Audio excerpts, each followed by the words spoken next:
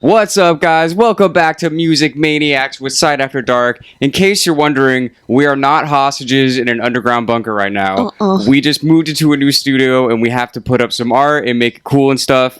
But the cool thing about it is that you'll be able to say one day, I remember when their studio was nothing. Exactly. And then every episode will probably have something more on the wall or something. And the next thing you know, it's going to be like a whole cornucopia of musical items on the wall behind us. Exactly. And then we'll probably put out an album called The Wall, right, dedicated because no one's ever done that. No one. So it could be about this dude, right? Mm-hmm. And he really doesn't like other people, so he like builds a wall in his studio to keep other people out of his life. But eventually the wall comes crashing down. Mm-hmm. Capital idea, Dan. And that's just how it's going to go, and we're going to trademark it, and nobody can say anything. That's right. Anyway, welcome back to the podcast, everybody. Everybody clap for Sifa. Welcome Sifa back to New York City from the beautiful country of Belize. And I wanted to ask you, what was the music like in Belize? Like was there stuff that you heard like on the street? Were they playing like the radio? Like what were they playing? Like what was the general vibe? It's mostly like reggae in vibes. You hear that a lot at the restaurants, and driving down the street they play kind of like a calypso type of music, which is very, very cool. Yeah, you hear that outside a lot. I mean, there were some people who kind of love the American culture a lot. So you did hear some rap driving down the street, some hip hop, like who? Some Kendrick. So like modern rap. Yeah. Okay. Definitely modern. Yeah. So that was cool. I mean, I guess I didn't leave America to be in America. Did they play Drake? No, Drake played. Does anybody? Canadians will play Drake till they die. Shout out to Canada. Shout out to... Never mind. I take it back. Don't shout out Canada. How's that 35% tariff doing? Better than 36%. Could always be worse, people. Stop setting that fentanyl. Did you catch any like live music, or was it just like all just like stuff on the street, or like just stuff on the street? You would go into bars late at night, and they would have a person playing a set. So it would be a guy singing, it would be one guy on guitar, somebody on drums, somebody on bass. So like a little band, not like big band stuff. Right. This is just like setting the background music for you chilling there at the bar. And the bars are so cool there. It's like you step into the bar, but you're outside in a way. It's like weird. It's almost like it's like a porch. It's almost like they put the bar in a driveway. Oh. More like that, right? It's like a driveway with a gate, but it's set up, in the driveway, there is an actual functioning bar. There are seats and stuff like that, but you're like outside, but outside. But like a driveway for what? Like a parking lot, basically? No. Like it's a driveway going to something else? No, I'm just making like a comparison. Oh, okay. Yeah, so it would... yes, right? It's like a concrete floor. It's not tiled. It's like you haven't entered... Well, you have entered into a restaurant bar, but it feels like you're outside because it's just like pretty much gravel ground, right? And it's a long pathway, so at the sides you'll have chairs. In the back, the bar and the stage are next to each other pretty much, and so you're like outside inside, right? Yeah, but it's mostly like reggae, like island vibes. Yes, very much so Belize is Central America, right? So it's still on the Caribbean, right? Or it's Gulf of Mexico? More Gulf of Mexico. Okay. Yeah, depending on what side you're on, or does it cross to the Pacific also on the other side? Well, you're in South America. Yeah, but I mean, like, because, like, like, Panama's on both. Mm-hmm. But, like, is it also on both? You know what I'm saying? It's right at the top of South America, so you're basically on the Caribbean Sea. Okay, got it. That's cool. I don't remember if I told you this. So, in my high school, there was a surf club. Mm-hmm. Did I tell you this? You did tell me, but tell everybody. Okay, I'll tell you guys, okay? Act like I never told you this before. Also, Sifa, act like I never told you this before. That would be really cool if you want to act super excited. So, you'll never believe this. What? In my high school, they had a surf club. Whoa. But the thing is, in Clearwater Beach, where I grew up, Florida, there's no waves because it's on the Gulf of Mexico. So you can't actually surf there. So every summer, the surf club, if you had enough money, they would go on a trip to Belize to go surf big waves. What? Yeah, which sounds like beautiful. That's insane. So it's safe to say that the people that were going to Belize that were in the surf club, these are not broke people we're talking about. No. Okay. I mean, yeah, the school wasn't paying for it. I'll put it like that. Yeah. But if you could afford it and you were in the surf club, then you can go there. So I always heard people like every summer be like, oh my God, Belize is so beautiful. It's like the most beautiful place I've ever been to. It's like like a tropical paradise. People have always been telling me that. Yeah, it's pretty gorgeous. When you go further south into like San Jose, where I was a little like 2.5 hours away from the capital city, you're getting more in towards like Amazon territory. Right. So you'll have more rivers, waterfalls, things like that. Lots of bamboo. I was telling Dan that my favorite part was being on the river with the bamboos kind of hanging over the river, like a boulevard of bamboos. Broken dreams. Sorry, what? It was a... no, that's cool. That sounds beautiful. If you have pictures, send it to me, and I can splice some pictures into the. Oh, good. I definitely would. Yeah. I had some video of the waterfall that I took, like going from the actual water that's running into the river to looking up into the mountain where the water was cascading off of. Oh, that sounds beautiful. That's good. I have video of us driving through the city. Yeah. Some pool shots and stuff like that. Yeah, I'll send them. Can I ask what the marijuana policy is like there? Or am I going to get you in trouble? No, you're not going to get me in trouble. You know what's interesting about Belize government, I got her. She's at this address. Sorry. If I'm like by myself or with my sister who has recently stopped smoking, I don't smoke on vacation. Yeah. She's just gotten older and she's just like, why do it? Maybe because her kids are getting older and they're like, what are you doing? Nothing? I'm not doing anything illegal. What's with these damn kids and their damn questions? I always want to learn. But yeah, I don't smoke on vacation. Especially if I'm like by myself or with someone who does not smoke, I don't smoke and I don't go looking for weed. But if I'm with a serious pothead, like anybody I've ever dated or been married to, we're on vacation, it is a hunt for some weed for this person all the time. So I didn't experience weed in Belize at all. I do get that feeling that like if you're the only one and you're like, oh, then you kind of feel like a crackhead. Even though it's like weed, it's not crack, but it's like, you're like, you're sure you don't want to get high? Right. You guys want to get high? Or am I the only one that wants to get high? Well, I'm going to go on vacation. I'm going to travel 2 kilometers outside of the city to meet with some random dude on a dirt road so I could possibly get a little stone, and then they never hear from you again. You know, and I don't play, a good way to do this when you travel around, what I've learned from an ex that I used to date. If you play video games, it's really good to get to know people online that are from different countries and states. Yes. So when you're there, this can be your weed man or weed person. I've had this happen in Florida. We found the person that my ex used to game with. Yeah. And then we drove out South Miami. We went from Largo across the bridge into Miami just to get weed and then came back. And like South Beach? Yeah. It was more like an hour because driving from one of those islands into Miami is like hell. You just feel like you're driving forever. Yeah, the traffic is terrible. Yeah, but we did it to get the weed. I have a friend who's met so many of his now close friends from playing video games. He'll be like, yeah, I got a friend in Nashville. How do you know him playing video games? Yeah, I got a friend in Australia. How do you know him? Video games? I'm like, it actually does. People talk a lot of shit about video games, but it does bring people together. It really does. And I was contemplating becoming a gamer because I'd like to travel. Yeah. Like maybe I need more friends from other places. Let me join an international server for... What game if Sifa was playing a game? Comment what game you think Sifa would play if she was playing a game. Yeah. I feel like you wouldn't be playing like Call of Duty. No. You might be playing Grand Theft Auto if you were angry at somebody and you just wanted to just commit some virtual crimes. Yeah, I might commit a driving game. Sometimes. Yeah, but I would get bored with all the stopping. I mean, I would like it, but after a while I'm just like, what is this game? You get to stop. Right, exactly. That's true. Yeah. You don't have to do. That's the thing about that kind of game. It's so fun. It's just an open world. Yeah. Like you just do whatever the fuck you want. Yeah. Like I remember during COVID, I got the one. I can't remember which one it was. GTA 4 maybe, that was set in New York City, just so I could feel like I was out in the world. Which was it's actually kind of sad now that I think about it. But it was really fun. I'm sure it was.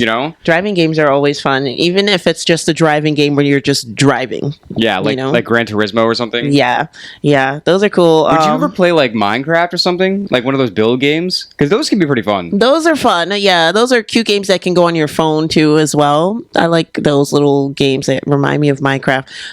My favorite kind of game is like a Sonic kind of game or like a Pac-Man kind of game. I love Sonic. Yeah. Sonic's my favorite growing up. Some rings, some pellets. Sonic was so awesome him growing up. Oh my gosh. He was so cool. He was. He was definitely the coolest video game character. Oh, yeah. I like Crash Bandicoot a lot, too. Crash Bandicoot was cool. Yeah. He reminded me of Tails from Sonic, though. He was like a wilder Tails. That is true. He's like Tails on meth. Mm-hmm. Yeah. Mm-hmm.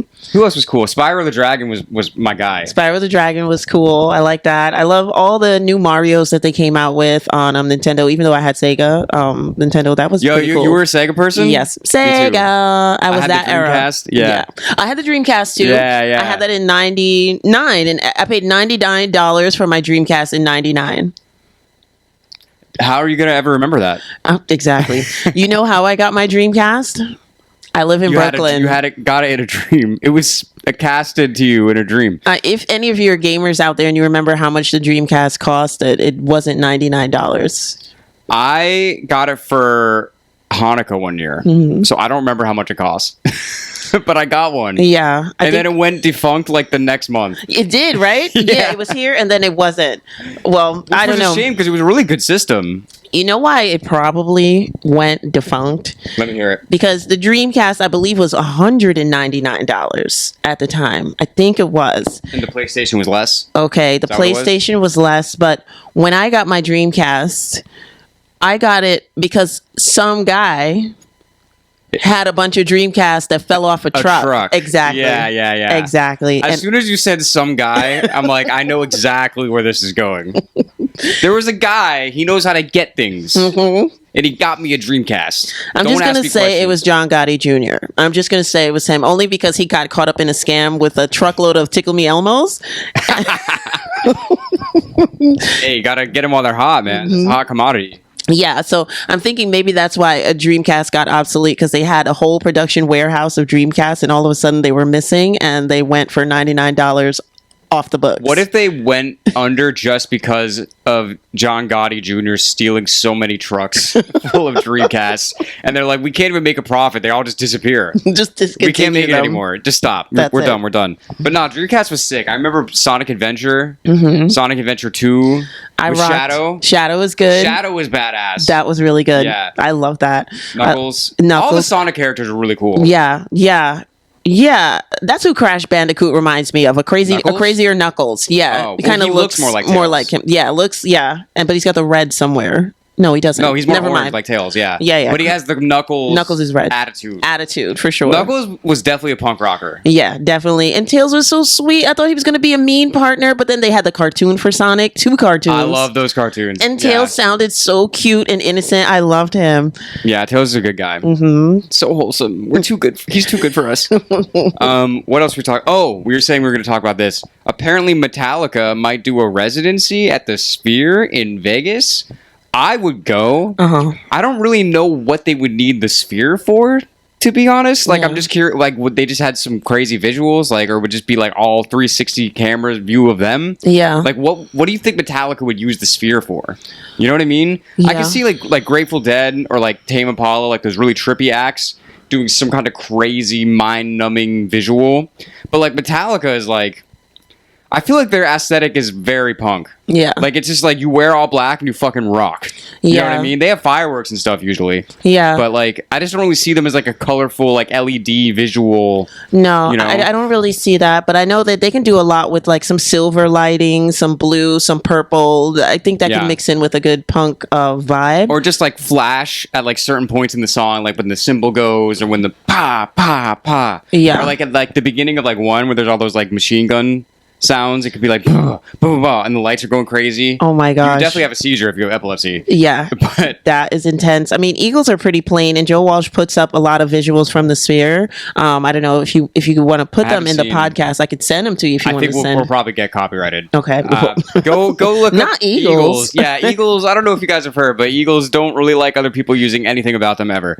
But you can find videos on the internet, I'm sure. So have fun with that. Yeah. So yeah, for a plain band like that gets a lot of good visuals at the Sphere, I could see Metallica doing the same, pretty much, plain clothes. Either way, I would be down to send it. I would be down to go because the Sphere would be more of a controlled environment. It's not like out at an arena or, less scared. There you go. I'd be less afraid, and it'd definitely be something I would go to. Who would you be, just because we were talking about this on the last podcast, who not that this is even possible anymore, but who would you have been more scared of their crowd, Ozzy or Metallica? Definitely Metallica. Really? Yeah. Because they're younger? Or just because the intensity of the riffs would drive people mad. The fucking mosh. Yeah, let's go. I'm wearing brass knuckles at the Sphere Metallica show. Don't even talk to me if you're not bringing weapons, bro. I'm gonna sneak a baseball bat in. You'll never find it. Oh, or a sword. I'm gonna bring a katana. Oh man, I looked this up and I forgot the name of it. What's the ball with all the spikes on it? The medieval one. The mace. Yeah. Bring a mace. Let's okay, get that. You bring a mace. I'll bring a sword. I'll have Near bring like bow and arrows or something. There you go. Yeah. And we're ready. And we're good to go, guys. Meet us at the Sphere for the Metallica concert if you're a real Sight After Dark fan. We don't even know if they're doing this at the Sphere yet. This is all hearsay. Yeah. But that would be sick. That would be. I would definitely go. Would want to go. I would go. I would save money to go. Yeah. I don't even care. Like, we're trying to see, guys, we've been talking lately about trying to see as many of the legends as possible because you just never know what's going to happen. Mm-hmm. Like, we were talking about seeing Billy Joel and we kept pushing it back, and now Billy Joel's not. He's Billy Joe? Armstrong? Billy Joel is not even, like, doing shows now. So it's like, so now we're trying to see Robert Plant. We got tickets for that. Mm-hmm. We're trying to see Metallica. Like, all the biggest acts that are older. Yeah. We're trying to knock them off the list as much as possible. So I would go to Vegas just to knock them off the list. Yeah, if this is like a plan and you're like, okay, I want to go, then I'm definitely set to go. But I'm not going by myself. No. And then I'm going to gamble my life savings on roulette. So after watching the movie Casino 7 million times like I have, what I know, okay, you strike it rich or you get your money and you get out. Yes. I agree with that. But that's the thing is that gambling, you could say that. But then once you start getting into it, it's so easy to be like, wait. I already got this much. I could have double this amount like this. Yeah. I do see, it's funny because people always talk about addictions and it's like, I think it's obvious how people get addicted to drugs. It's like a chemical in your brain that literally changes your brain chemistry. But I never understood how people would be addicted to like action sports or like gambling, like things like that. Yeah. And then, the first time I gambled, I was like, wow, this is really exciting. like I'm literally just sitting at a table doing nothing. I'm not even moving my body. But the adrenaline in your brain is just, and there is a certain rush about that is addicting. And I do see why people can lose themselves to that. I can see that. I wouldn't. But I see why people could do it. Yeah, I just don't like to play games for that long. I get bored after a while, especially if I win the first round. I mean, this could be gambling. This could be Monopoly. Yeah. It's like once I won, I'm over it now. I'm just like, I got to wait until the rest of you guys win now, too. Right. I'm out. I'm taking my money and I'm out. Why play this? What's your favorite casino game? 21. Definitely. Blackjack? Yeah, I mean, it's the easiest thing. I don't know how to play poker. I'm going to tell you, and I'm going to tell you guys why blackjack is my favorite game. Because you can play for hours without saying a word. All you need to do is, you just need two things. That's it. I think that's so funny, because you could be so serious about it. When you're like, first of all, imagine working at a casino. That must be a crazy place to work. Yeah. Like, these people are just trying to do your job, and there's just always degenerates all over the place. Because a casino is obviously a hub for degeneracy. I mean, there's no way that it can't be. Yeah. Just by the nature of what it is. So it's like, you're just there working your job, going to work, and then you just see this crazy shit. And it's like, people either can take it really seriously or not take it seriously at all. Yeah. And it's fun on blackjack for me to act like I'm super serious about it, even though I'm putting down like $5. That's right. You know what I mean? It's just so fun to me. They call it craps at the table too, right? Is it actual game? The dice? Yeah. Yeah. I never played. That's the game that makes me laugh the most, because shout out to Dutch Schultz, who took craps off the street. I mean, people were literally stooped over rolling dice on the street. On the fucking cardboard boxes, right? Yeah. And he's like, let's bring this inside. Let's put it on a table with felt. That's called innovation. That is hustle right there. Yeah. That is true, though. That's actually really funny. Well, I wonder how, like, any of these games got started. Yeah, they must have all started with drunk motherfuckers in a bar somewhere. Oh yeah. You know what I mean? Who's just sober and was like, okay, let's play this game, right? So there's a ball, and then there's red, and there's black, and they got numbers. And then if the ball just happens to get on one of the random things, then you make some money. It's like, that's not even strategy. Yeah. Poker, at least there's like thought that goes into it. Like, I've played, I'm not like really good. I forget what the combinations are sometimes. Mm-hmm. People be like, oh, dude, you got a royal flush. And I'm like, I don't know what that means. So thank you. So I never win because I don't even know if I have a good hand. But I understand there's a lot of thought between it. It's like, okay, so they rose. So I only have this. So I don't feel too confident about this. So I shouldn't raise. But I can bluff because I don't think they really have anything. It's very cerebral. Yeah. Versus blackjack and roulette is absolutely not. Yeah. Yeah. It's just not. I've heard weird legends about cards that they come from like the underworld, like counting cards, making cards tell your life, things like that. That all comes from kind of like the underworld in a way. Like, and that's kind of like what tarot cards are? Yes, yeah. Pretty much. Yeah. So you're basically not supposed to quote unquote, play cards, count cards, all that stuff like that like pulls on your soul or whatever with dice and stuff like that. And they're like, that's why everything is pretty much red, black, and white, on the cards, because it's kind of like underworld-ish.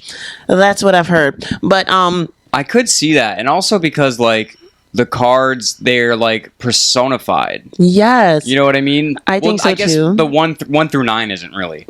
But once you get to like Queen, Jack, then it's like, oh, like you're putting like an essence of yourself into the card almost. Yeah, and when you actually look at the card, the back of the card and the front of the card, even the regular numbers, they have like an energy on them. Yeah. They do. Like you look, like it pulls you in a way. So it does have that, I don't know, it's like something about your spirit. What?